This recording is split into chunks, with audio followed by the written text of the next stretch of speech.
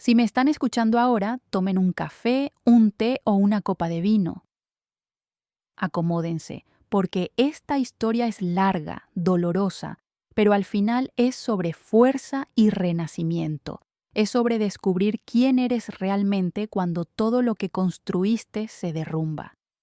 Es sobre la mujer en la que te conviertes cuando las máscaras caen y finalmente ves la verdad desnuda y cruda.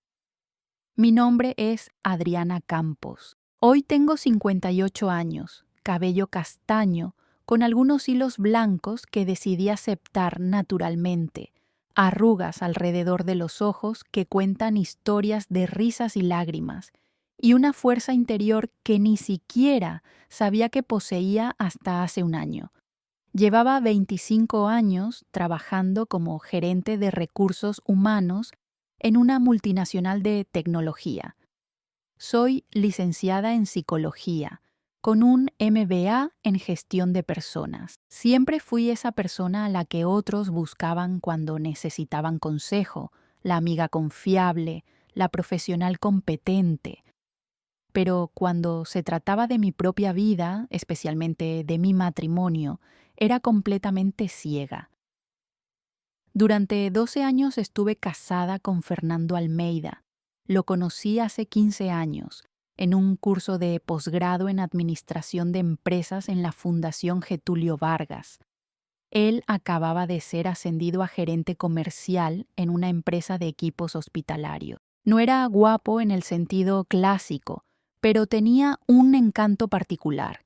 Cabello castaño, siempre bien peinado, ojos verdes expresivos, una sonrisa que parecía genuina y una forma de hablar que me cautivó desde el primer día.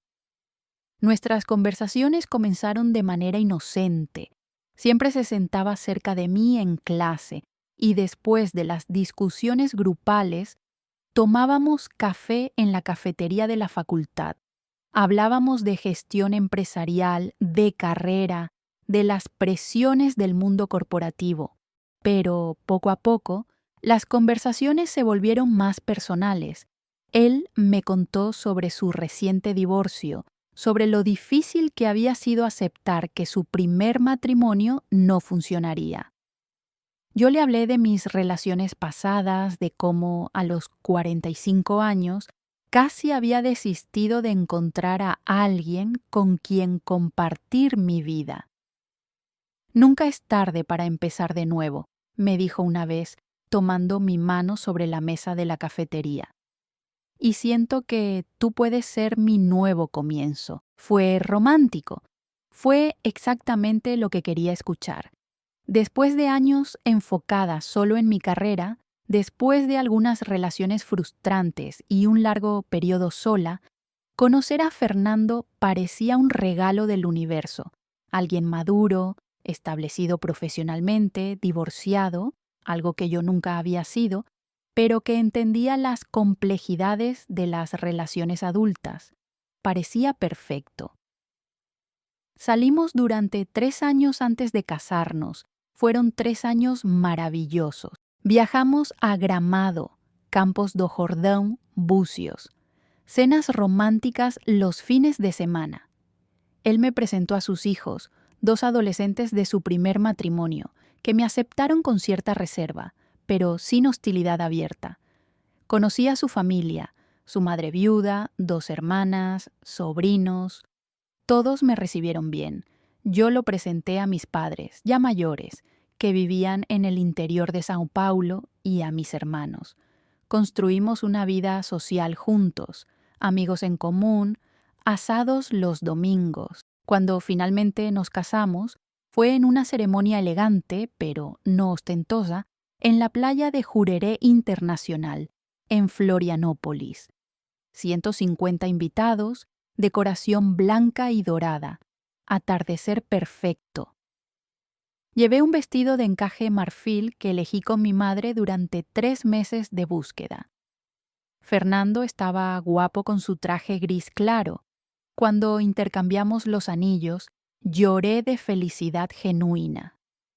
Finalmente, después de tantos años, había encontrado a mi compañero de vida. Los primeros años de matrimonio fueron exactamente como los imaginaba. Compramos una casa juntos en un barrio cerrado en la zona oeste de Sao Paulo, en Cotia. Una casa de 3 dormitorios, con jardín delantero y patio trasero con parrilla. Adoptamos un labrador al que llamamos Max. Establecimos rutinas: desayuno juntos antes del trabajo, cenas en casa entre semana, salidas los fines de semana. No tuvimos hijos, no por elección inicial, sino porque cuando empezamos a intentarlo, yo ya rozaba los 50 años.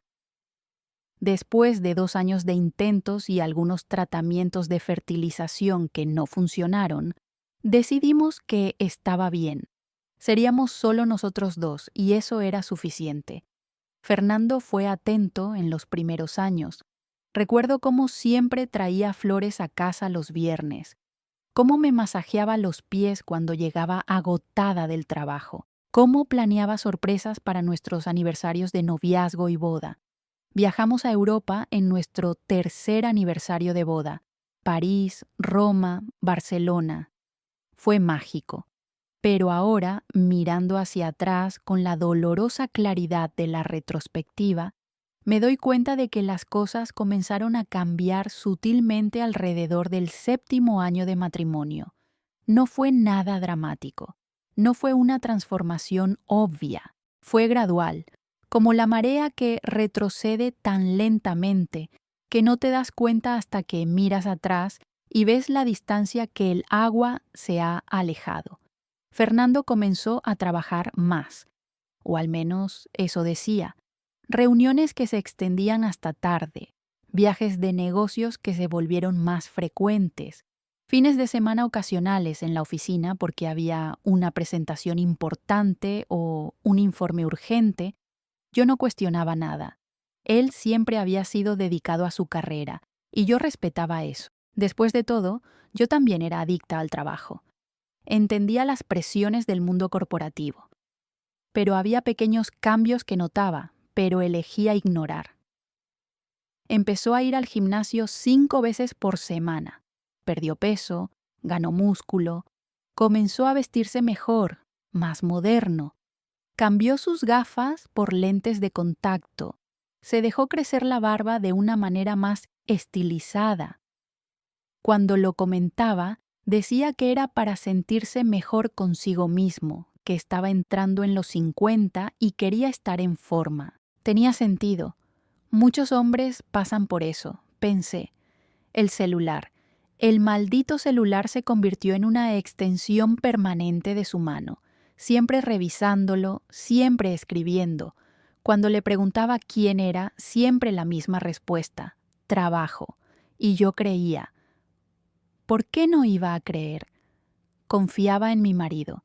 La confianza era la base de nuestra relación, o al menos eso creía. La intimidad.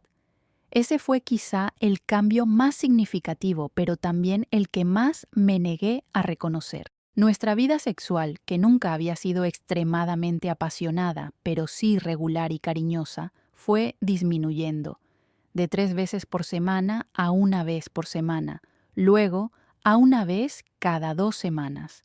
Después, solo cuando yo tomaba la iniciativa, y aún así parecía apresurado, mecánico, como si estuviera cumpliendo una obligación.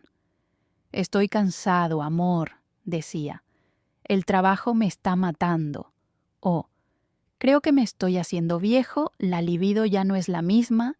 Excusas que aceptaba porque no quería ser la esposa exigente, la mujer que presionaba. Después de todo, a los 57 años, ya no era una joven ardiente de 20. Quizá era normal, pensé. Quizá era parte del proceso de envejecer juntos. Pero había momentos fugaces de claridad, en los que algo en el fondo de mi mente susurraba que algo andaba mal. Como aquella vez que lo sorprendí sonriendo al celular con una expresión que no veía en su rostro hacia mí desde hacía años, una ternura, una excitación juvenil. ¿Qué es?, pregunté. Ah, nada. Un meme gracioso que me envió la gente del trabajo, respondió, bloqueando rápidamente la pantalla del teléfono.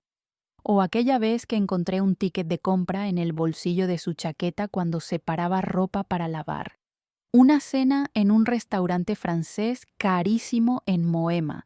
250 reales. Le pregunté por eso.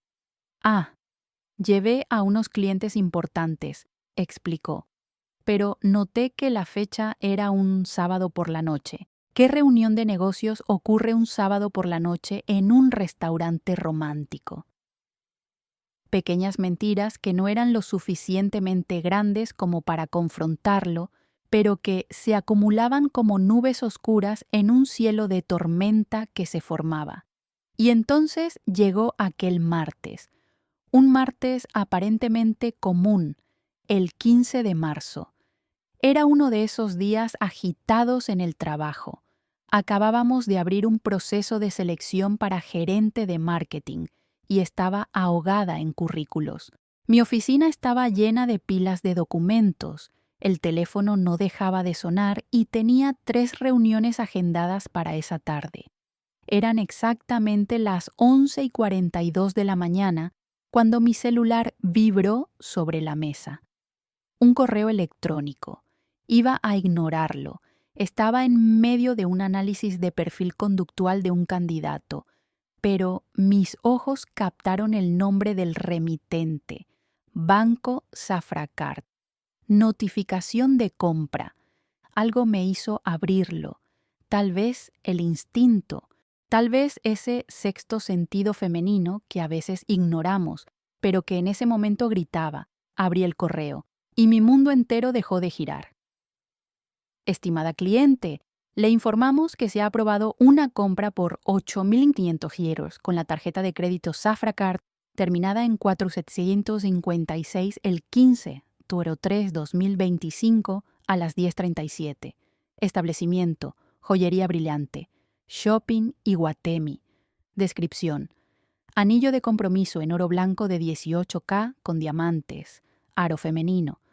Mi corazón literalmente se detuvo. Sentí un dolor físico en el pecho, como si alguien acabara de clavarme un cuchillo afilado. Mis manos comenzaron a temblar incontrolablemente. Ese tipo de temblor que viene de dentro, que no puedes controlar, que comienza en el centro de tu ser y se extiende como ondas sísmicas por todo tu cuerpo. Anillo de compromiso. Las palabras bailaban en la pantalla de mi celular, negándose a tener sentido. Anillo. De. Compromiso. Lo releí. 1 vez, 2, 3, 4 veces, como si leerlo de nuevo pudiera, de alguna manera, cambiar las palabras, transformarlas en algo diferente, algo menos devastador, pero no.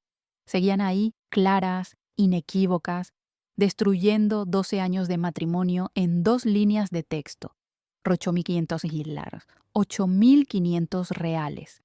En nuestra tarjeta de crédito conjunta, aquella que usábamos para los gastos de la casa, para las compras del supermercado, para las facturas de agua y luz.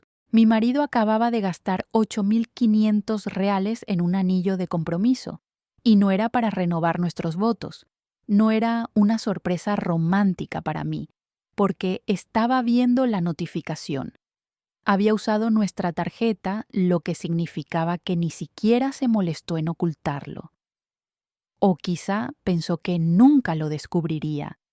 Quizá estaba tan seguro de mi ceguera, de mi ingenuidad, que ni siquiera se preocupó por ser discreto.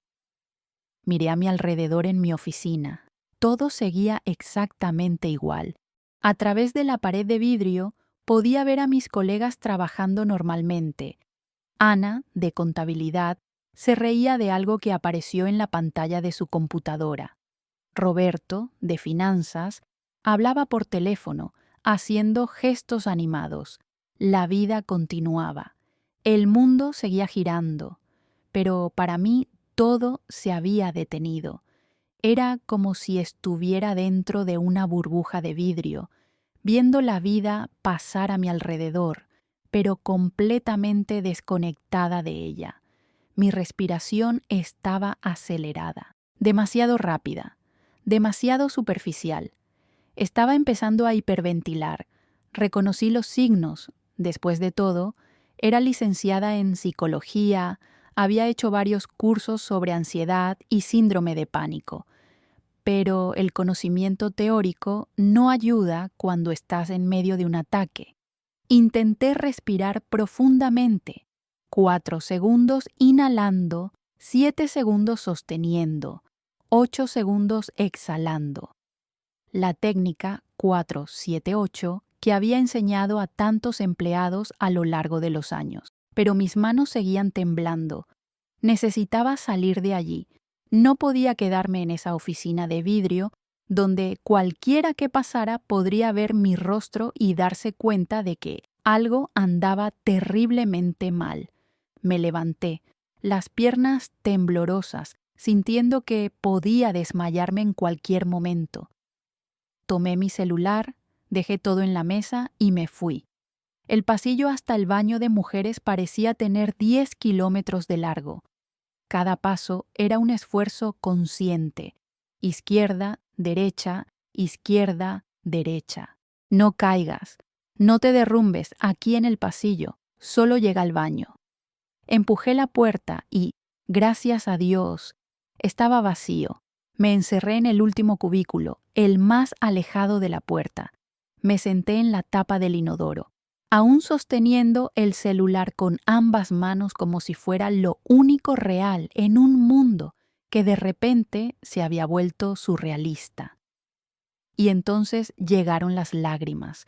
No fue un llanto delicado, fue un sollozo profundo, visceral, que me desgarró la garganta y hizo temblar todo mi cuerpo. Presioné mi mano contra la boca para ahogar los sonidos, porque incluso en la desesperación, una parte de mí, esa parte que siempre se preocupaba por lo que los demás pensarían, no quería que nadie me escuchara. ¿Cómo? ¿Cómo había pasado esto? ¿Cómo no me había dado cuenta? ¿Cómo podía el hombre que dormía a mi lado todas las noches, que me besaba todas las mañanas al despertar, que compartía el desayuno conmigo, estar planeando casarse con otra mujer? ¿Con quién? La pregunta comenzó a martillar en mi cabeza. ¿Quién era ella? ¿Trabajaba con él? ¿Era una amiga? ¿Una conocida? Alguien más joven, obviamente.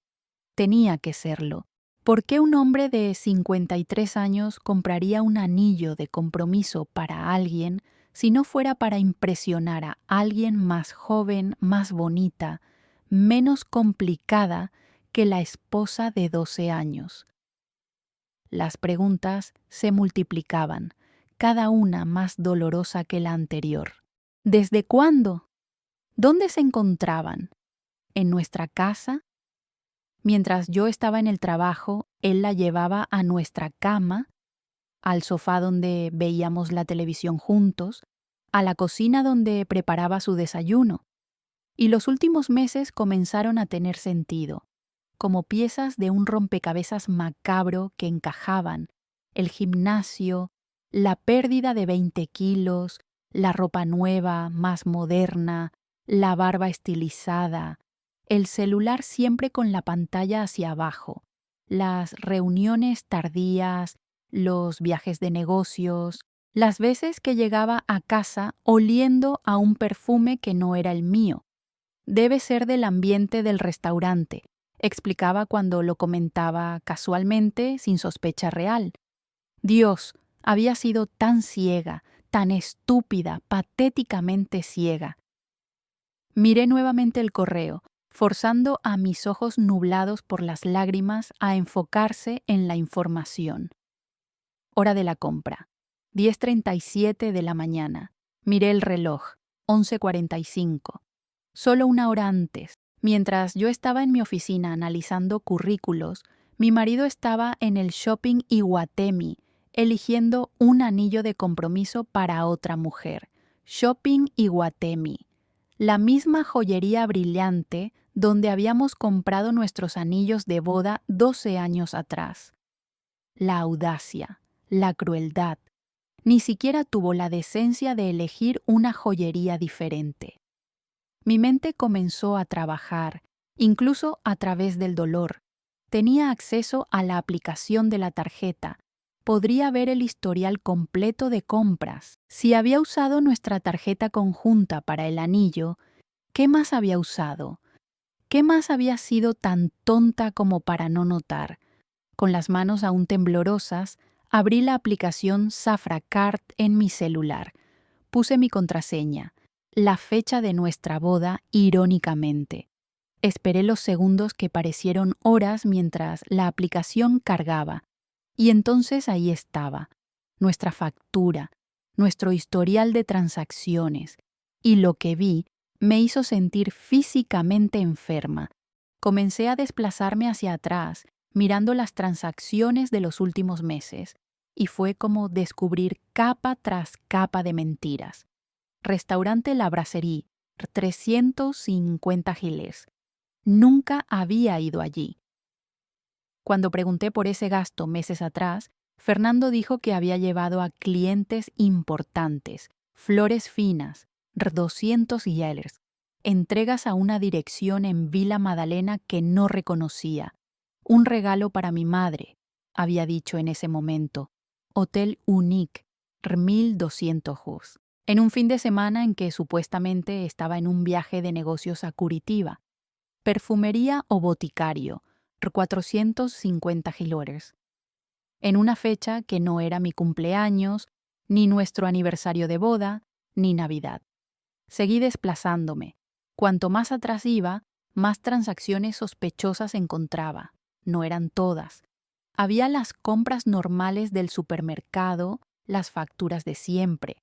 Pero entre ellas, como minas terrestres esperando explotar, estaban las evidencias de una doble vida. Una vida que él estaba construyendo con otra persona mientras me hacía creer que éramos felices, que estábamos bien. Una cosa era segura, no eran solo los últimos meses.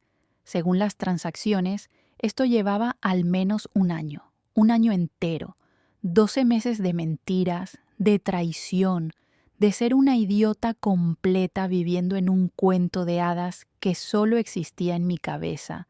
Las náuseas que habían comenzado como una molestia en el estómago ahora subían por mi garganta.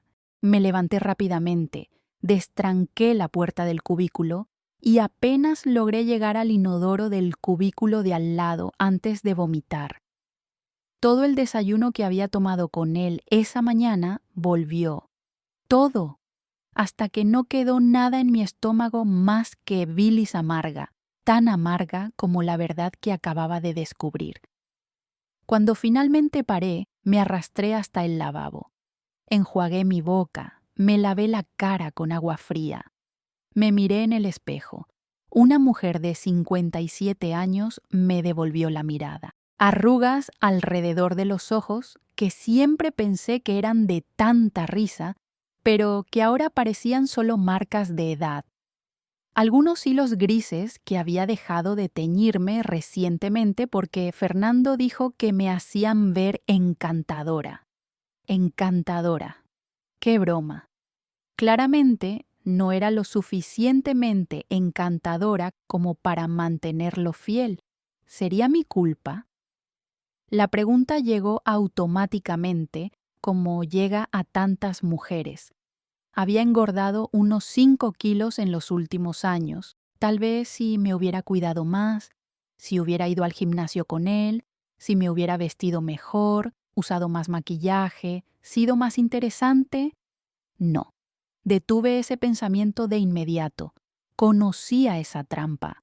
Había aconsejado a decenas de mujeres a lo largo de mi carrera en RRHH que venían a verme después de descubrir infidelidades. Y siempre decía lo mismo. La infidelidad es una elección que hace el infiel. No tiene nada que ver con lo que la persona engañada hizo o dejó de hacer. Se trata de carácter, de valores, de respeto. Pero era más fácil decirlo a otras personas que creerlo cuando te estaba pasando a ti.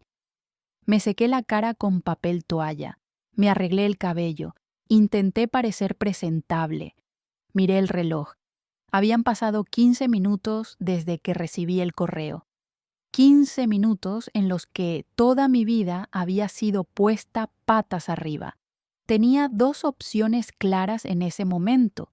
Podía llamar a Fernando de inmediato, gritar, llorar, exigir explicaciones, dejar que la emoción me dominara, o podía ser estratégica. Podía investigar más a fondo, recolectar todas las pruebas posibles, tener un caso absoluto e irrefutable antes de confrontarlo. La segunda opción era más inteligente, porque conocía a Fernando. Era persuasivo, era encantador, era bueno con las palabras. Si lo confrontaba ahora, sin más pruebas que un correo y transacciones en la tarjeta de crédito, encontraría una explicación. Es un malentendido. Estoy comprando para un amigo.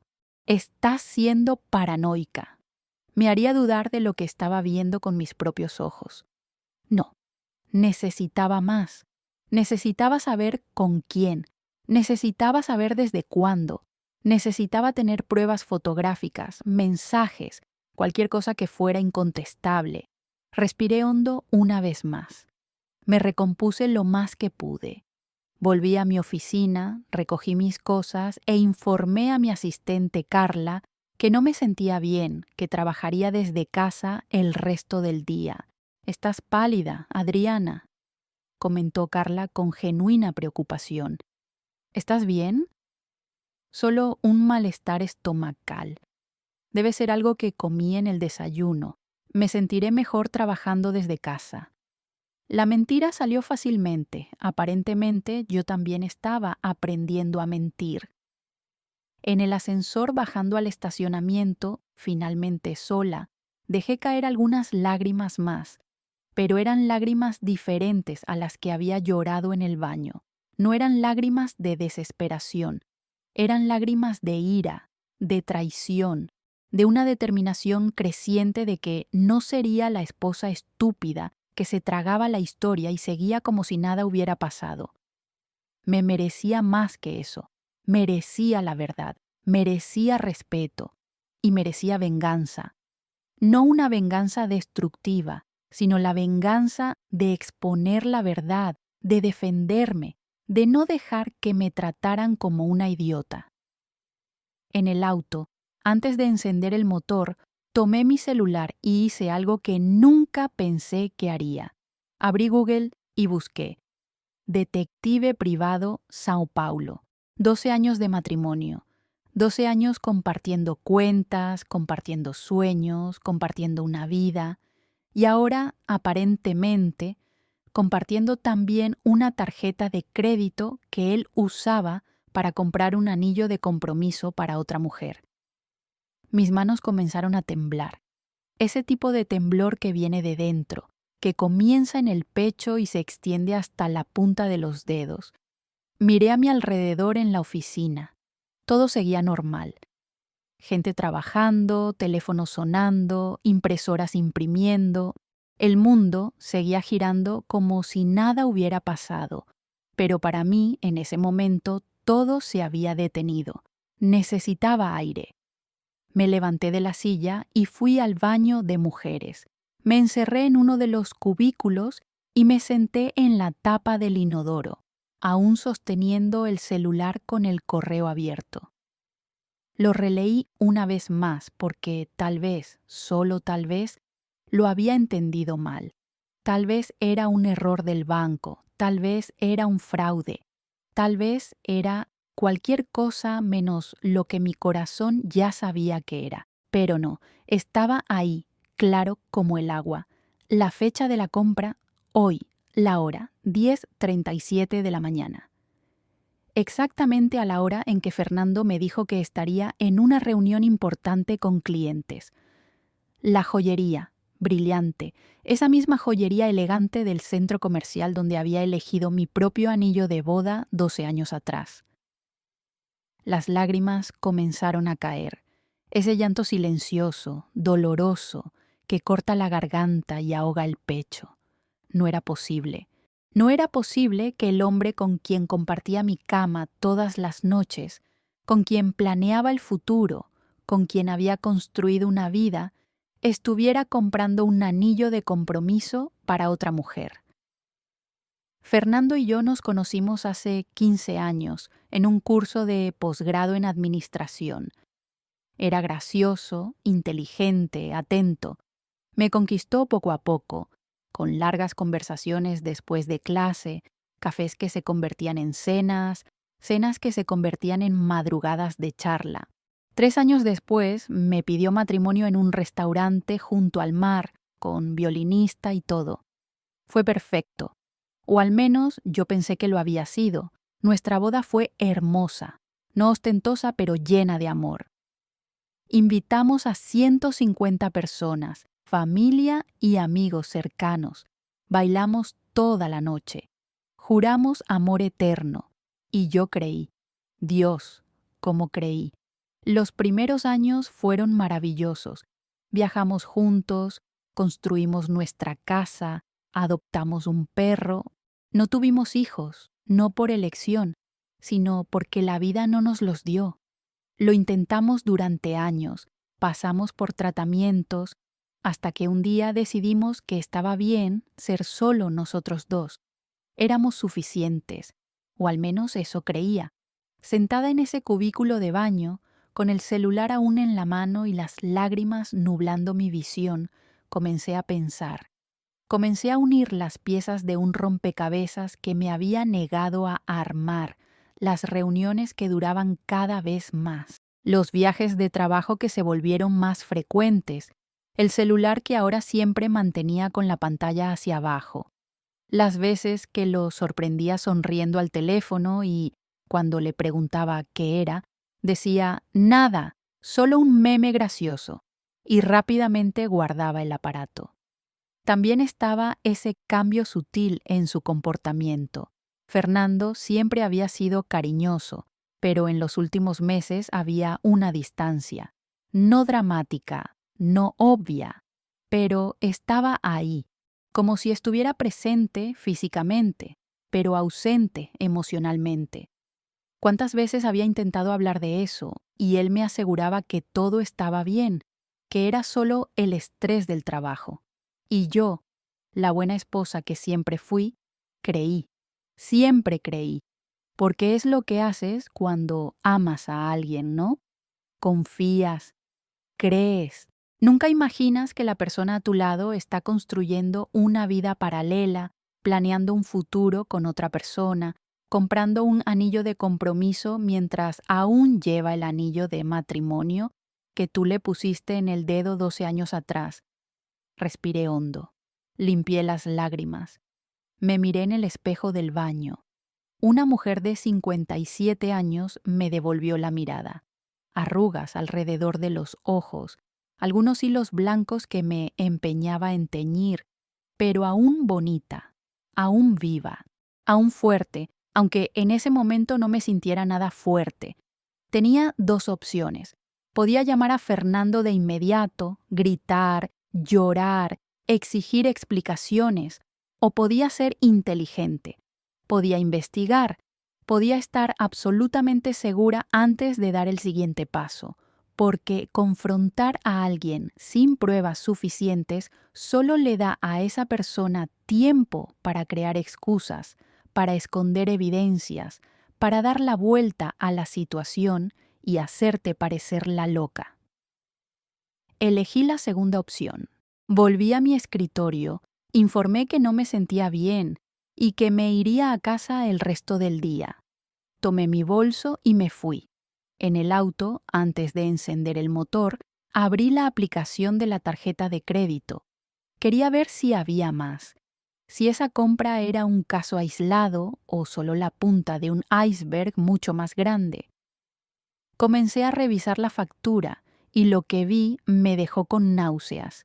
Restaurantes caros a los que nunca había ido. Hoteles en ciudades donde Fernando supuestamente estaba en viajes de trabajo, pero los montos no coincidían. Eran hoteles románticos, no los hoteles corporativos que su empresa solía pagar. Flores, siempre flores, entregas en direcciones que no reconocía, regalos en tiendas de ropa femenina, perfumerías, joyerías. Dios mío, no eran solo los últimos meses, era al menos un año entero de mentiras, de traición, de una doble vida que había sido demasiado tonta para notar. Mi visión se nubló nuevamente, las manos temblaban tanto que apenas podía sostener el teléfono, pero no podía derrumbarme allí, en el estacionamiento de la empresa. Necesitaba ser fuerte, necesitaba pensar con claridad. Conduje hasta casa en piloto automático. Nuestra casa. La casa que compramos juntos, que decoramos juntos, donde hicimos planes de envejecer juntos. Cada habitación tenía un recuerdo. La sala donde veíamos películas abrazados en el sofá, la cocina donde preparaba su desayuno todos los domingos, el dormitorio donde hacíamos el amor y susurrábamos secretos en la oscuridad, todo mentira, o peor, todo se había convertido en mentira sin que yo me diera cuenta. Entré en casa y fui directamente a su oficina. Fernando tenía un pequeño estudio en casa donde trabajaba ocasionalmente. Nunca revisaba sus cosas allí, respetaba su privacidad como una buena esposa debía hacer. Pero ese día el respeto estaba fuera de lugar. Abrí los cajones, revolví papeles, verifiqué cada rincón y entonces lo encontré. Un recibo de tarjeta de crédito, no de nuestra tarjeta conjunta, sino de otra que ni siquiera sabía que tenía. Cenas románticas, estancias en hoteles y peor, mucho peor, un pasaje de avión para 2 a Maldivas. Para el mes siguiente, para nuestra fecha de aniversario de boda.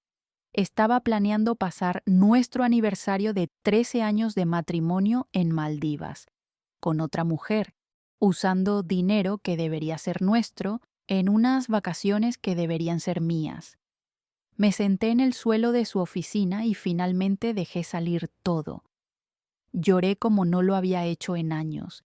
Ese llanto profundo, gutural, que viene del fondo del alma. Lloré por la mujer ingenua que había sido, por la confianza que había depositado en él, por los 12 años que ahora parecían una mentira elaborada. ¿Cuánto tiempo estuve allí? No lo sé. Podrían haber sido minutos, podrían haber sido horas. Solo sé que cuando finalmente logré levantarme, el sol ya se estaba poniendo y tenía una decisión que tomar. Fernando llegaría a casa en unas 2 horas. Su rutina era predecible. Salía de la oficina a las 6, enfrentaba un tráfico infernal, llegaba a casa alrededor de las 8. Eso me daba tiempo. Tiempo para pensar, para planear, para decidir cómo manejar esto. Fui a la cocina y me serví una copa de vino. Necesitaba algo para calmar los nervios. Me senté a la mesa de la cocina, esa misma mesa donde desayunábamos todas las mañanas, donde hacíamos nuestras comidas, donde hablábamos de nuestro día.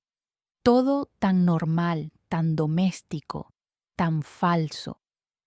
Tomé mi celular y comencé a hacer lo que cualquier mujer moderna haría, investigar. Entré en su Facebook. No, espera. Fernando casi no usaba Facebook, pero Instagram lo usaba mucho. Comencé a mirar a las personas que seguía, y ahí estaba ella.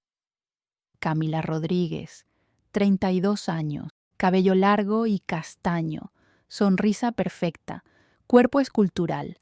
Obviamente trabajaba en algo relacionado con marketing o publicidad, a juzgar por las fotos profesionales y la cantidad de selfies en eventos empresariales. Comencé a revisar su perfil y mi corazón se hundió aún más cuando vi, foto tras foto donde podía identificar lugares a los que Fernando me había dicho que iba solo. Un restaurante donde supuestamente había cenado con un cliente. Ella estaba allí ese mismo día, en esa misma mesa, a juzgar por la decoración de fondo. Un hotel en la playa donde había pasado un fin de semana en un retiro empresarial. Ella estaba en la piscina de ese mismo hotel, ese mismo fin de semana. Pero lo que me destruyó por completo fue una foto específica. Un selfie de ella frente al espejo, sonriendo, y en el reflejo estaba Fernando, abrazándola por detrás, besando su cuello, con una sonrisa que conocía tan bien, la misma sonrisa que me daba cuando estábamos enamorados al inicio de nuestra relación. El pie de foto. Momentos que hacen que la vida valga la pena. Amor, felicidad, afortunada. Afortunada. Ella se consideraba afortunada por estar con mi marido. Miré la fecha de la foto. 3 meses atrás, el día de mi cumpleaños. Mientras yo estaba en casa, esperando que él volviera de una supuesta reunión urgente para celebrar juntos con una cena sencilla que había preparado, él estaba con ella, fotografiando momentos de amor mientras yo esperaba, sola, con un pastel de cumpleaños en la nevera. La rabia comenzó a reemplazar a la tristeza, una rabia ardiente, visceral, que quemaba en mi pecho y subía por mi garganta. ¿Cómo pudo? ¿Cómo tuvo la audacia de hacerme esto? De tratarme como una idiota, como alguien tan insignificante que ni siquiera merecía la verdad? Seguí investigando. Fui más allá. Miré las historias guardadas de ella y encontré evidencias de al menos 1 año y medio de relación. Viajes juntos, cenas, desayunos en la cama. Una vida entera construida a espaldas de nuestro matrimonio. Y lo peor, en los comentarios de sus fotos había gente que claramente sabía de la relación. Amigas de ella comentando cosas como pareja linda, ¿cuándo viene la propuesta? Ustedes son el uno para el otro. Y yo allí, la esposa legítima, completamente en la oscuridad. Fue entonces cuando escuché la llave girando en la cerradura. Fernando estaba llegando a casa. Rápidamente limpié las lágrimas de mi rostro, tomé mi copa de vino y fingí estar tranquila. Él no podía saber aún que yo lo sabía.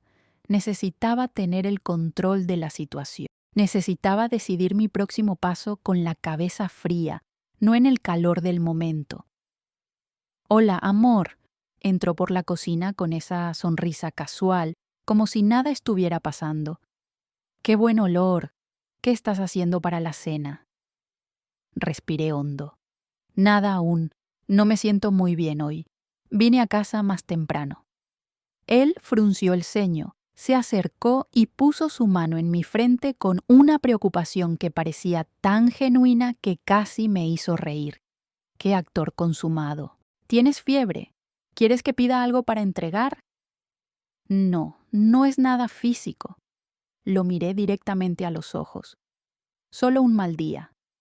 ¿Quieres hablar de eso? Arrastró una silla y se sentó a mi lado. Tomó mi mano, la misma mano que horas antes había firmado un comprobante de tarjeta para comprar un anillo para otra mujer. ¿Cómo podía hacer esto? ¿Cómo podía mirarme a los ojos y fingir tan bien? No, está todo bien, solo cansancio del trabajo. Forcé una sonrisa. ¿Qué tal si pedimos una pizza y vemos esa película que querías ver? Él sonrió, aliviado. Perfecto, voy a darme una ducha rápida y pedimos. Lo observé subir las escaleras. Cada paso suyo era una mentira. Cada sonrisa que me daba era falsa. Y yo estaba allí, fingiendo que todo estaba bien, cuando por dentro estaba destrozada. Mientras escuchaba la ducha encenderse, tomé mi celular nuevamente.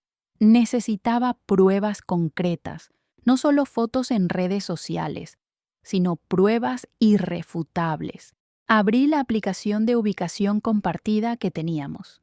Sí, tenía acceso a su ubicación, y él a la mía. Otra de las falsas demostraciones de confianza de nuestro matrimonio. Comencé a mirar el historial de ubicación de los últimos meses, y claro, había patrones, direcciones recurrentes que no eran ni su oficina ni nuestra casa, un apartamento específico en la zona sur. presumiblemente la dirección de Camila. Anoté todo, cada dirección, cada fecha, cada hora. Estaba construyendo un dossier, porque cuando llegara el momento de confrontarlo, quería tener todo en mis manos. No quería darle ninguna oportunidad de manipularme, de hacerme dudar de lo que había visto, de convencerme de que estaba loca o paranoica. Fernando volvió del baño, vistiendo esa camiseta gris que le había comprado la Navidad pasada. Se sentó a mi lado en el sofá, pedimos la pizza y pasamos la noche viendo una película que no logré seguir ni por un segundo. Mi mente estaba lejos, procesando, planeando, tratando de entender cómo había llegado hasta allí. Esa noche, cuando nos acostamos, me abrazó como siempre lo hacía, y lo dejé. Lo dejé porque aún estaba procesando. Todavía estaba tratando de entender si debía gritar, llorar, echarlo de la casa, o si debía seguir investigando, seguir reuniendo pruebas hasta tener un caso irrefutable. No pude dormir. Me quedé mirando el techo, escuchando su respiración a mi lado, tratando de recordar cuándo exactamente todo había comenzado a cambiar. Había sido hace 1 año y medio cuando cambió de departamento en el trabajo. Había sido hace 2 años cuando comenzó a ir más seguido al gimnasio. O había sido incluso antes y yo simplemente no lo había notado. ¿Cuántas noches me había besado de buenas noches después de pasar el día con ella? ¿Cuántas veces me había dicho te amo justo después de enviarle mensajes a ella? ¿Cuántas veces había hecho el amor conmigo mientras pensaba en ella? Las preguntas me atormentaban una tras otra, sin respuestas. Y con cada pregunta la rabia crecía. No era solo por la traición, era por el irrespeto, por la mentira sistemática, por el hecho de que me había convertido en una broma, en una idiota que no veía lo que estaba pasando justo bajo su nariz. A la mañana siguiente me levanté decidida. Fernando ya se había ido a trabajar cuando me levanté. Dejó una nota en la cocina. Espero que te sientas mejor hoy, amor. Te amo, F. Te amo. 2 palabras que habían perdido completamente su significado. Llamé al trabajo e informé que estaba enferma, que necesitaba unos días. Mi jefa, que también era una amiga, inmediatamente notó que algo andaba mal por mi voz, pero no insistió. Solo dijo, «Cuídate, Adriana, y si necesitas hablar estoy aquí. Lo necesitaría». Pero primero, tenía trabajo que hacer. Tomé mi computadora portátil y comencé a organizar todo sistemáticamente.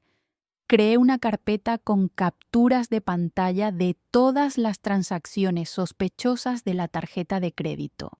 Guardé todas las fotos de Instagram de Camila donde aparecía Fernando. Documenté las fechas y ubicaciones. Hice una línea de tiempo completa del affair.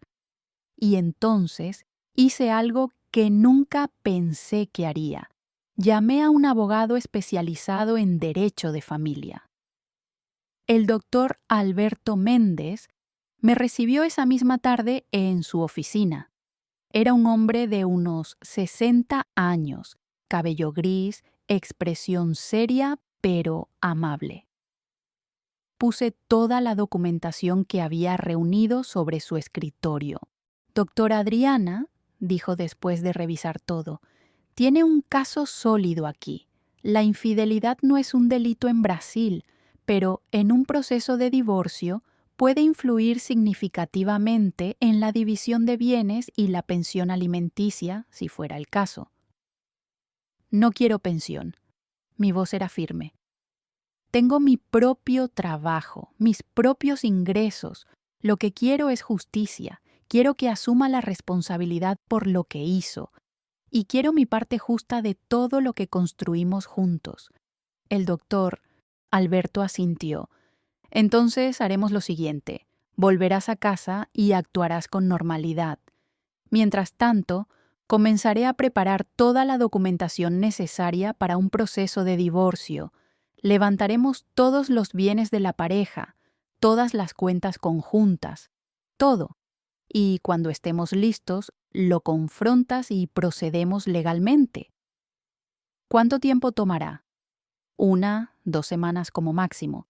Necesito acceso a algunos documentos, extractos bancarios, escritura de la casa, esas cosas.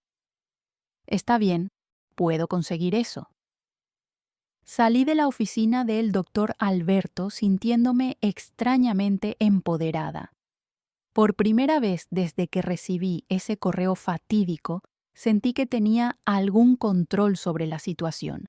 Ya no era solo una víctima pasiva, estaba actuando, estaba retomando las riendas de mi vida. Los días siguientes fueron surrealistas. Seguí viviendo con Fernando, manteniendo las apariencias de un matrimonio normal. Hacíamos nuestras comidas juntos, hablábamos de cosas banales del día a día, por la noche dormíamos en la misma cama, pero todo había cambiado. Cada palabra suya sonaba falsa, cada gesto parecía calculado, y yo estaba allí, sonriendo, asintiendo, fingiendo, mientras por dentro construía una estrategia. Fernando no sospechaba nada. ¿Por qué lo haría? Siempre había sido la esposa perfecta, confiada, comprensiva, nunca cuestionando, nunca dudando. Él se había acostumbrado a eso, se había acomodado en la certeza de que nunca lo descubriría, o de que si lo descubría no tendría el valor de hacer nada, pero no me conocía tan bien como creía. Una semana después del descubrimiento, el doctor Alberto me llamó. Todo está listo, podemos proceder cuando quieras. Esta noche, mi decisión fue inmediata. Llegará a casa a las 8, lo confrontaré entonces. ¿Estás segura? ¿Quieres que esté presente o que envíe a alguien? No, esto es algo que necesito hacer sola. Colgué el teléfono y miré a mi alrededor en nuestra casa que pronto ya no sería nuestra. Todo iba a cambiar. Todo ya había cambiado, en realidad. Yo solo estaba haciendo oficial lo que ya era un hecho. Preparé el escenario cuidadosamente. Imprimí todas las pruebas que había reunido, fotos, extractos de la tarjeta, capturas de mensajes de Instagram, todo. Lo organicé todo sobre la mesa de la sala. Y entonces esperé. Fernando llegó puntualmente a las 8, como siempre. Entró por la puerta con su sonrisa habitual, cargando una bolsa del supermercado. Hola, amor. Pasé por el mercado y compré esas galletas que te gustan y... Se detuvo al ver mi expresión. ¿Qué pasa? ¿Ocurrió algo? Siéntate, Fernando. Él dudó, mirándome con una mezcla de confusión y preocupación. Adriana, me estás asustando. ¿Qué pasó? Siéntate, repetí. Obedeció, colocando la bolsa en el suelo y sentándose en el sofá, aún mirándome con esa expresión de quien no entiende lo que está pasando. Tomé el montón de documentos de la mesa y los puse en su regazo. Esto pasó. Él miró los papeles y vi el momento exacto en que entendió. El color se esfumó de su rostro, sus manos comenzaron a temblar levemente. Adriana, ¿puedo explicar? ¿Puedes?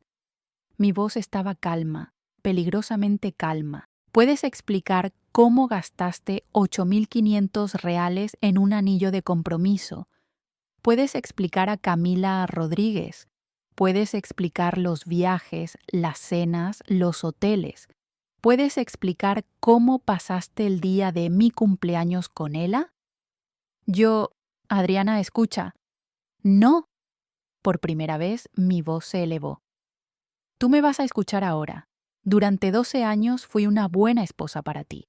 12 años, Fernando. Confié en ti. Creí en ti. Construí una vida contigo y tú lo tiraste todo por la borda. ¿Por qué? Porque ella es más joven, más bonita. ¿Qué? ¿Qué tiene ella que yo no tengo? Fernando se cubrió el rostro con las manos. Cuando las apartó, vi lágrimas en sus ojos. No es sobre ti, Adriana. Nunca fue sobre ti. Ah, qué cliché patético. Me reí, pero era una risa amarga, sin humor. ¿No es sobre mí?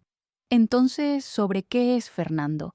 Explícame, por favor, porque estoy muriendo de curiosidad por saber qué excusa raída me vas a dar. Yo no sé cómo pasó. Conocí a Camila en el trabajo hace 2 años. Al principio era solo amistad, conversaciones en el café, nada más.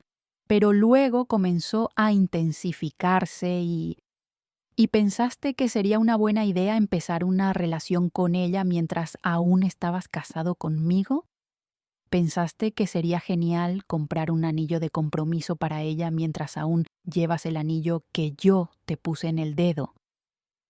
Él se quitó el anillo de la mano izquierda y lo miró como si lo viera por primera vez. Adriana estaba confundido, no sabía qué hacer. Te amo, pero también desarrollé sentimientos por Camila y... ¿Me amas? Me acerqué a él. ¿Me amas? Fernando, no tienes la más mínima idea de lo que es el amor. El amor no es mentir. El amor no es traicionar. El amor no es construir una vida paralela a espaldas de la persona a quien prometiste honrar y respetar hasta que la muerte nos separe. Iba a decírtelo. Te lo juro que iba a decir. ¿Cuándo? ¿Cuándo, Fernando? Después de casarte con ella en Maldivas en nuestro aniversario de 13 años. Él abrió la boca, pero no salió ningún sonido. ¿Cómo podría negarlo cuando tenía el recibo del pasaje justo ahí en mi mano? Voy a hacerte esto fácil, continué. No necesitas elegir, ya elegí por los dos. Estoy pidiendo el divorcio. Mi abogado ya preparó todos los papeles. Mañana por la mañana serás notificado oficialmente. Adriana, no. Por favor, no hagas esto. Podemos hablar, podemos intentar terapia de pareja, podemos... No hay más pareja, Fernando. Se acabó. Tú acabaste con esto cuando decidiste que yo no era suficiente. Pero no quiero perderte. Entonces no deberías haber comprado un anillo de compromiso para otra mujer. El silencio que siguió fue ensordecedor. Fernando lloraba en silencio, aún sosteniendo los papeles que probaban su traición. Y yo estaba allí, de pie, mirando a ese hombre que amé durante tantos años y sintiendo nada. La rabia se había ido, el dolor se había ido. Todo lo que quedaba era una sensación de vacío y finalidad. Quiero que salgas de esta casa esta noche, dije finalmente. Toma tu ropa y vete a un hotel, a su casa, no me importa, pero no duermas aquí esta noche. Adriana. Esta es mi casa también, Fernando, y no te quiero aquí. No esta noche, quizá nunca más. Él se levantó lentamente, aún llorando, aún tratando de procesar lo que estaba pasando. Lo siento mucho, lo siento tanto, no tienes idea. Sientes, claro que sientes. Sientes que te atrapé. Pero, ¿sabías lo que estabas haciendo hace 1 año y medio? No sentiste nada cuando estabas en la cama con ella. No sentiste nada cuando gastabas nuestro dinero con ella. No sentiste nada cuando me mentiste todas las noches. Así que no me vengas a decir que lo sientes, porque solo te das pena a ti mismo. Fernando abrió la boca para decir algo más, pero levanté la mano. No, basta. Toma tus cosas y vete. Lo observé subir las escaleras lentamente, derrotado. Escuché los cajones abrirse y cerrarse. Escuché el cierre de la maleta cerrarse. 15 minutos después, bajó con una maleta pequeña. Se detuvo en la puerta, me miró una última vez. Adriana, realmente lo siento mucho y realmente te amo. Si me amarías, no habrías hecho lo que hiciste. Ahora vete, Fernando, y no vuelvas. La puerta se cerró detrás de él con un clic suave, y entonces, finalmente sola, me dejé caer en el sofá, pero esta vez no lloré. Las lágrimas se habían acabado. Lo que sentía era extraño. Era dolor, sí, pero también alivio, como si un peso gigantesco hubiera sido quitado de mis hombros. Tomé mi celular y llamé a mi mejor amiga, Sandra. Adriana, son casi las 10 de la noche. ¿Estás bien? Descubrí que Fernando me ha estado engañando desde hace año y medio. Lo eché de la casa. Estoy pidiendo el divorcio. Silencio al otro lado. Luego. Voy para allá. Ahora mismo. No es necesario, San. Estoy bien. ¿Cómo diablos estás bien? Porque finalmente estoy haciendo algo al respecto, porque finalmente me estoy eligiendo a mí misma, y porque, aunque duele, sé que estoy haciendo lo correcto. Igual voy. Prepara café, que la noche será larga. Vamos a quemar a ese hijo de puta en WhatsApp. Me reí. Por primera vez en una semana, una risa genuina. Puedes venir. Acepto la compañía. Sandra llegó media hora después, cargando vino, chocolate y ese tipo de determinación feroz que solo las mejores amigas tienen cuando defienden a la otra. Pasamos la noche hablando, a veces riendo, a veces llorando, pero siempre, siempre fuertes. ¿Sabes lo que esto significa, no? Dijo Sandra en un momento. Estás libre, libre para empezar de nuevo, libre para ser tú misma sin estar atada a un mentiroso.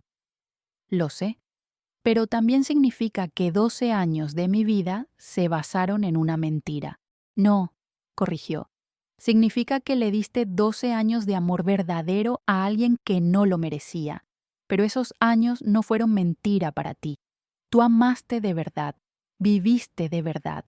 El error fue suyo, no tuyo. Tenía razón. Y esa noche, rodeada de amistad, vino y promesas de días mejores, comencé a creer que tal vez, solo tal vez, podría sobrevivir a esto. Los días siguientes fueron un torbellino. Fernando intentó llamarme incontables veces. Envió mensajes largos pidiendo una segunda oportunidad, explicando que había cometido un error, que me amaba. Bloqueé su número. Cualquier comunicación entre nosotros ahora sería a través de los abogados. El proceso de divorcio se inició oficialmente. Fernando recibió los papeles y, según el doctor Alberto, no impugnó nada. Aparentemente, sabía que no tenía base para defenderse. La división de bienes fue más simple de lo que esperaba. La casa quedaría para mí. Estaba a nombre de ambos, pero yo había contribuido con más de la mitad del valor inicial. Las inversiones se dividieron a medias. Fernando renunció a la pensión que podría haber reclamado porque, según él, ya había causado suficiente daño. 3 meses después del correo fatídico, estaba oficialmente divorciada. 3 meses. 12 años de matrimonio terminados en 3 meses. Pero, ¿sabes una cosa? Me sentí libre, verdaderamente libre, como si hubiera sido liberada de una prisión que ni siquiera sabía que existía. Comencé terapia. Fue una de las mejores decisiones que tomé. Mi terapeuta, la doctora Marcia, me ayudó a procesar todo: la traición, el dolor, pero también los patrones que había seguido en la relación que quizá no eran saludables. Adriana, me dijo en una sesión, pasaste 12 años poniendo las necesidades de Fernando por encima de las tuyas. Trabajaste duro, mantuviste la casa, lo cuidaste cuando estaba enfermo, apoyaste su carrera. Pero, ¿cuándo fue la última vez que hiciste algo solo para ti? Algo que te hiciera feliz independientemente de él. No tenía respuesta, porque la verdad era que había dejado de vivir para mí misma en el momento en que dije sí en el altar. Me había convertido en la esposa perfecta, pero había perdido a Adriana en el proceso. Ahora es tu oportunidad, continuó la doctora Marcia, de redescubrir quién eres, no como la esposa de alguien, sino como tú misma, y eso fue lo que comencé a hacer. Volví al gimnasio, algo que había abandonado años atrás porque Fernando pensaba que el gimnasio era pérdida de tiempo para mujeres de nuestra edad. Comencé clases de pintura, siempre quise aprender pero nunca tuve tiempo. Viajé sola por primera vez en mi vida. Una semana en Buenos Aires, solo yo y la ciudad. Fue aterrador y liberador al mismo tiempo. 6 meses después del divorcio recibí un mensaje inesperado. Era de Fernando. Aparentemente había conseguido mi nuevo número a través de algún conocido en común. Adriana, sé que no quieres hablar conmigo, y lo entiendo, pero necesito que sepas que terminé con Camila. No funcionó. Nada es como yo imaginaba. Y ahora me doy cuenta de que cometí el mayor error de mi vida al perderte. ¿Habrá alguna posibilidad de que intentemos de nuevo? Miré ese mensaje por un largo tiempo. Y entonces, por primera vez, no sentí nada, ni rabia, ni dolor, ni satisfacción por verlo sufrir. Solo nada. Escribí una respuesta simple. Fernando, gracias por liberarme, porque eso fue lo que hiciste cuando me engañaste. Me liberaste de una relación que había dejado de hacerme feliz hace mucho tiempo. Te deseo lo mejor, pero nuestra historia terminó. Cuídate. Y bloqueé el número nuevamente. Hoy, un año después de ese correo fatídico, soy feliz, genuinamente feliz. Vivo sola en mi casa, que redecoré por completo, sin ningún rastro de Fernando. Tengo una rutina que es solo mía. Salgo con mis amigas cuando quiero, viajo cuando tengo ganas, y por primera vez en más de una década, estoy descubriendo quién es Adriana fuera de una relación. No sé si me volveré a casar, no sé si quiero. Estoy abierta a conocer a alguien, pero no estoy desesperada por eso. He aprendido que estar sola no es lo mismo que estar solitaria, y que es mejor estar sola y feliz que acompañada y miserable.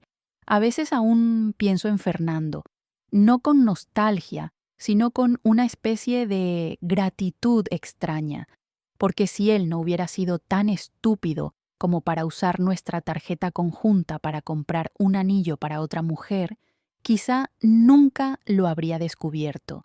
Quizá habría pasado más años viviendo una mentira, sintiéndome cada vez más vacía sin entender por qué. Ese correo, por más doloroso que haya sido, fue el regalo más cruel y necesario que podría haber recibido.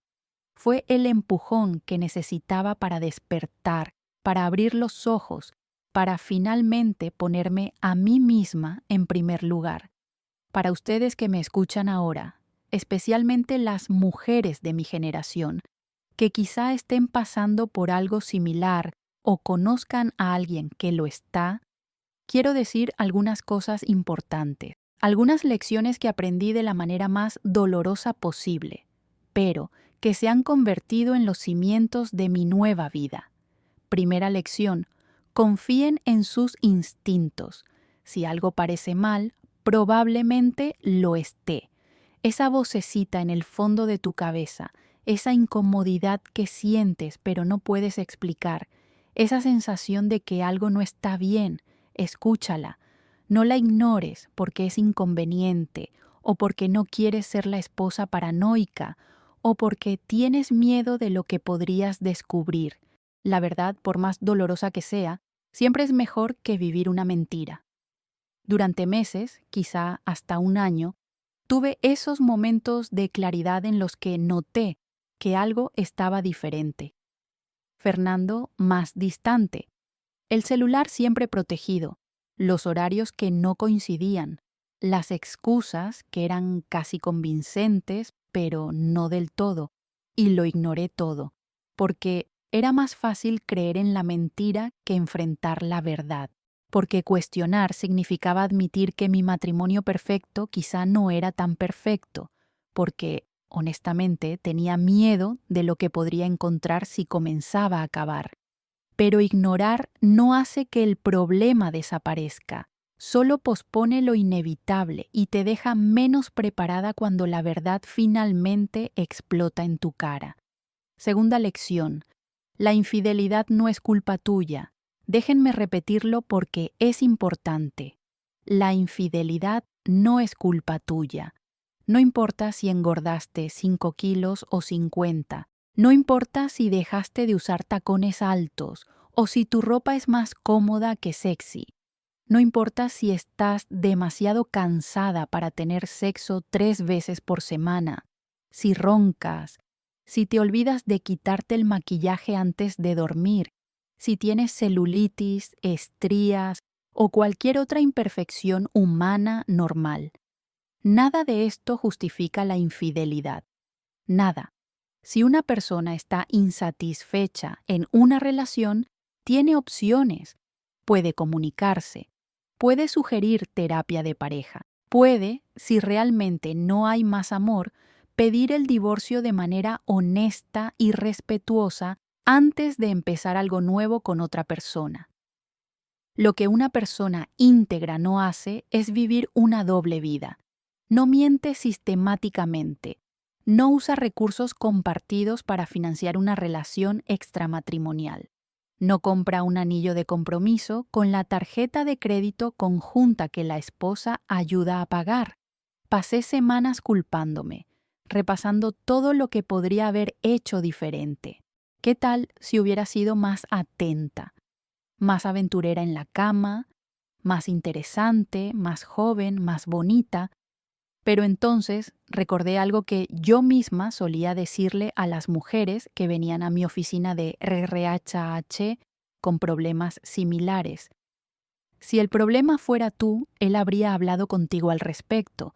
El hecho de que haya elegido mentir, esconder y engañar muestra que el problema es de carácter de él, no de tu calidad. Y eso me liberó. Porque cuando dejas de aceptar la culpa por algo que no fue tu elección, puedes comenzar a sanar de verdad. Tercera lección. Rodéate de personas que realmente te aman. Cuando mi vida se derrumbó, descubrí quienes realmente se preocupaban por mí. Sandra, mi mejor amiga, que lo dejó todo para estar conmigo esa primera noche. Mis padres, ya mayores, que me ofrecieron todos sus ahorros si los necesitaba para el abogado.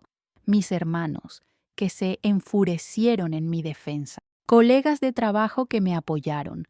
Incluso personas que no consideraba tan cercanas se revelaron como rocas de apoyo. Y esto me enseñó algo. No tienes que pasar por esto sola. De hecho, no debes pasar por esto sola. El orgullo no sirve para nada cuando estás destrozada. No hay vergüenza en necesitar ayuda, en aceptar un hombro para llorar, en permitir que las personas te apoyen. Una de las cosas más difíciles para mí fue contar lo que estaba pasando. Me sentía humillada, como una broma. La mujer que no fue suficiente para mantener a su marido. La idiota que no se dio cuenta de lo que estaba pasando justo bajo su nariz. Pero cuando finalmente comencé a hablar, descubrí que muchas de las mujeres a mi alrededor tenían sus propias historias. Algunas de infidelidad, otras de diferentes tipos de traumas, y todas ellas habían sobrevivido. Todas ellas se habían reconstruido, y eso me dio esperanza de que yo también podría. Cuarta lección. Documenta todo. Esto quizás suene calculador, incluso frío, pero es esencial en el momento en que sospechas o descubres una infidelidad, comienza a documentar. Capturas de pantalla de mensajes, fotos, extractos bancarios, recibos, ubicaciones de GPS, correos electrónicos, todo. Porque lamentablemente, por mucho que queramos creer que el sistema legal protegerá a la víctima, la verdad es que necesitas probar tu versión de los hechos. En mi caso, tener todas esas pruebas organizadas fue crucial. Fernando intentó al principio negarlo. Intentó decir que era un malentendido, que el anillo era para un amigo, que yo estaba viendo cosas que no existían, pero cuando puse todas las capturas de pantalla, todas las transacciones, todas las fotos frente a él, no había forma de negarlo. Y esto también fue importante legalmente. Mi abogado me dijo que en los procesos de divorcio, tener pruebas concretas de infidelidad puede influir en la división de bienes y cuestiones de pensión. Algunas personas pueden pensar que esto es mercenario. Si realmente amaste, ¿por qué documentar todo como si fuera una investigación criminal? Porque el amor y la ingenuidad no son lo mismo. Porque cuando alguien traiciona tu confianza de manera tan profunda, necesitas protegerte. Porque la emoción es emoción, pero los derechos legales y financieros son otra cosa completamente diferente. Quinta lección. La terapia no es un lujo, es una necesidad. Siempre respeté la profesión de psicología. Después de todo, era mi formación, pero nunca había hecho terapia realmente para mí misma. Pensaba que podía lidiar con mis problemas sola, que tenía las herramientas necesarias por mi formación. Pero cuando todo se derrumbó, me di cuenta de que necesitaba ayuda profesional. No podía procesar sola la enormidad de la traición, de la mentira, de la reconstrucción que necesitaba hacer. Y la terapia con la doctora Marcia me salvó la vida, literalmente.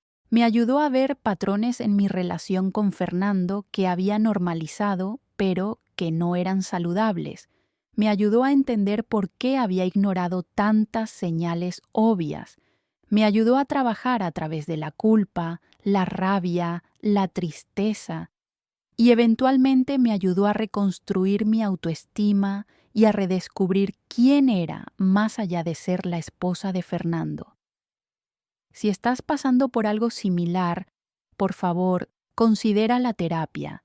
No es debilidad, es un acto de autocuidado, de autorrespeto.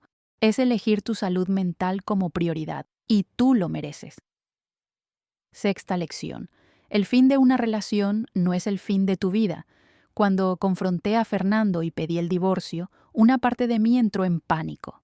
57 años, divorciada, sola. Parecía un fracaso monumental. 12 años tirados a la basura. La mitad de mi vida adulta dedicada a una relación que terminó en traición. Pero con el paso de los meses comencé a verlo de otra manera. No eran 12 años tirados a la basura. Eran 12 años de experiencia. 12 años en los que aprendí cosas sobre mí misma, sobre las relaciones, sobre lo que quiero y lo que nunca más voy a aceptar. Y sí, dolió. Dios, cómo dolió. Hubo noches en las que lloré hasta no tener más lágrimas. Días en los que apenas pude levantarme de la cama. Momentos en los que cuestioné si valía la pena seguir.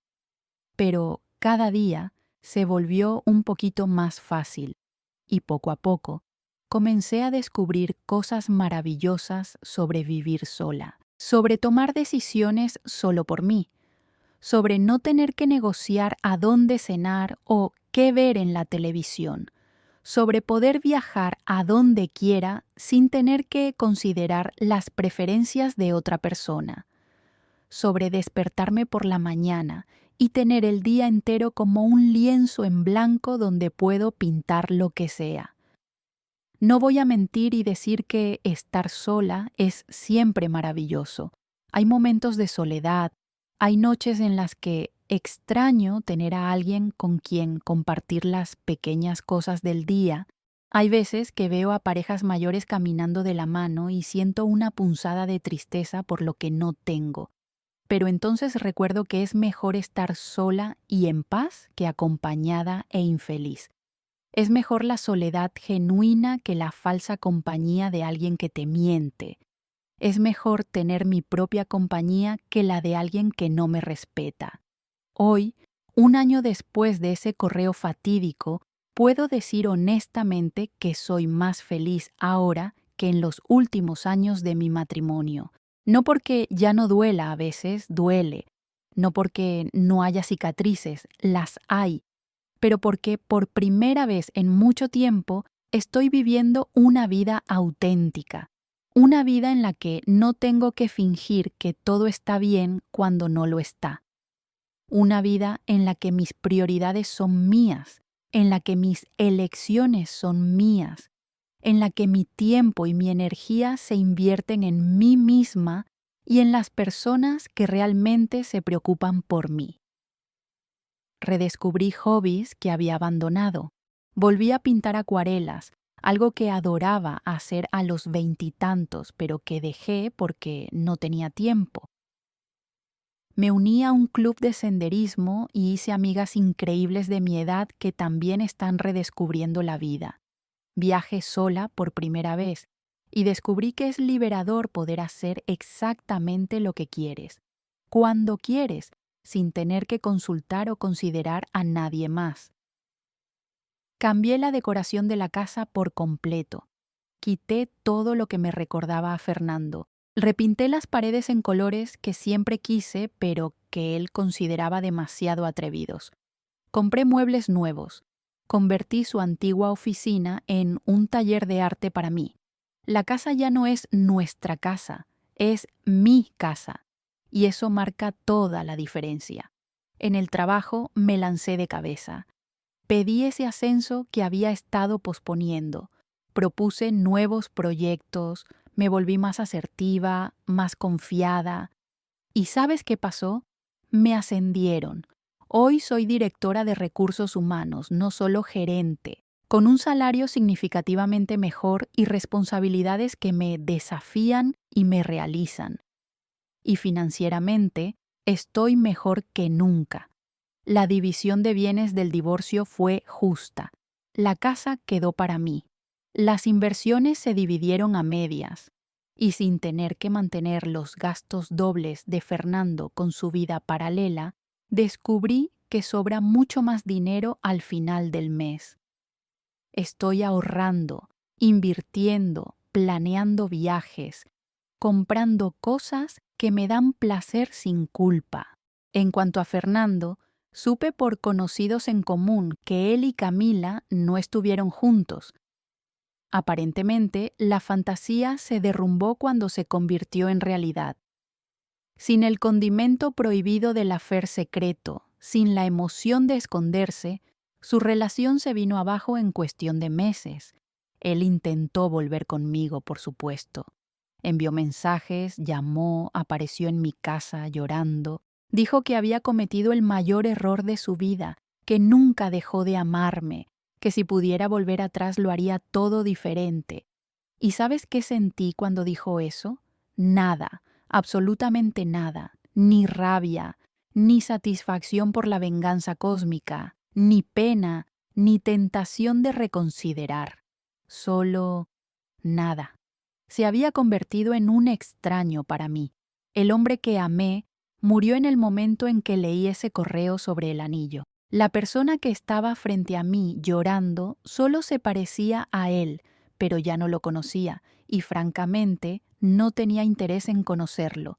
Le dije educadamente, pero con firmeza, que nuestra historia había terminado, que yo había seguido adelante y que él debería hacer lo mismo. Bloqueé su número nuevamente y esta vez cambié mi propio número para asegurarme de que no habría más intentos de contacto. Y entonces seguí adelante, de verdad. No solo diciendo que seguía adelante mientras aún miraba hacia atrás, sino realmente soltando, dejando ir, cerrando ese capítulo y comenzando uno nuevo. En cuanto a relaciones futuras, no lo sé. Estoy abierta a la posibilidad, pero no es una prioridad. No estoy buscando activamente. No estoy en aplicaciones de citas. Si pasa, pasa. Si no, también está bien. Porque he aprendido que no necesito a otra persona para completarme. Ya soy completa. Una relación, si llega, será un bonus, no una necesidad. Lo que necesito, lo que todas nosotras necesitamos, es respeto, honestidad y amor propio. Y esas cosas las tengo ahora, en abundancia. Así que, para las mujeres que me escuchan y que quizá estén pasando por algo similar o que conozcan a alguien que lo está, déjenme decirles, van a sobrevivir a esto. Sé que parece imposible ahora, sé que el dolor parece insoportable, sé que cuestionas si vale la pena continuar, si tienes la fuerza para reconstruirte, si podrás ser feliz de nuevo, pero lo harás. Tienes una fuerza dentro de ti que ni siquiera imaginas, una resiliencia que te sorprenderá, una capacidad de reinventarte que te dejará impactada cuando mires atrás dentro de unos años. No será fácil, no será rápido. Habrá días malos, habrá noches de llanto, habrá momentos en los que querrás rendirte, pero no lo hagas. Sigue poniendo un pie delante del otro. Sigue eligiéndote a ti misma. Sigue creyendo que días mejores vendrán, porque vendrán. Yo soy la prueba viviente de eso.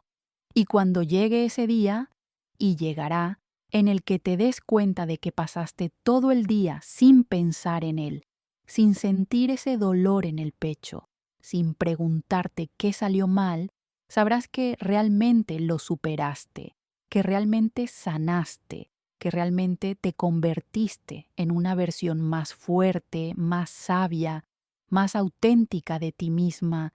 La traición es una de las peores formas de trauma emocional. Rompe tu confianza no solo en la persona que te traicionó, sino en el mundo, en las personas en general, en tu propia capacidad de juicio. Es un tipo de muerte, la muerte de quien pensabas que era tu pareja, de quien pensabas que eras dentro de esa relación, del futuro que habías imaginado. Pero, al igual que la muerte, también puede ser una oportunidad de renacimiento, una chance de reconstruir tu vida de una manera más auténtica, más alineada con quién eres realmente y lo que realmente quieres. No estoy feliz de que Fernando me traicionara. No le agradezco por la experiencia. Todavía preferiría que hubiera sido diferente. Pero no puedo cambiar el pasado, solo puedo elegir qué hacer con él. Y elijo usar esta experiencia dolorosa como catalizador para el crecimiento, para el cambio positivo, para convertirme en la mejor versión de mí misma. Y ustedes también pueden. Cada una de ustedes tiene ese poder, el poder de elegir, el poder de levantarse, el poder de escribir el próximo capítulo de su historia de una manera que las honre, que las empodere, que les traiga alegría genuina.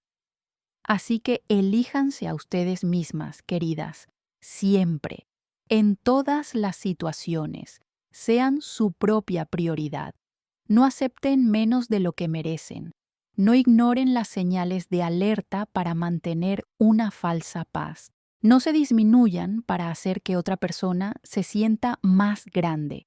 Ustedes son valiosas, ustedes son dignas, ustedes son poderosas, incluso cuando no se sienten así, especialmente cuando no se sienten así. Y recuerden, nunca es tarde para empezar de nuevo, nunca es tarde para elegir la felicidad, nunca es tarde para ser exactamente quienes estaban destinadas a ser. Tengo 58 años y estoy comenzando a vivir de verdad. Y ustedes también pueden, sin importar cuál sea su edad. Con toda mi fuerza y amor, Adriana. Si esta historia te tocó de alguna manera, si te viste reflejada en ella, si conoces a alguien que necesita escucharla, por favor, compártela. Deja tu like, suscríbete al canal, comenta aquí abajo tu historia o tus reflexiones. Creemos una comunidad de mujeres fuertes que se apoyan, que se animan, que celebran sus viajes de superación y reconstrucción, porque juntas somos más fuertes, juntas podemos sanar, juntas podemos reconstruir vidas hermosas, auténticas y llenas de significado. Hasta la próxima historia, y recuerden siempre, Ustedes importan, sus historias importan, su dolor importa y su sanación importa. Un abrazo fuerte para cada una de ustedes.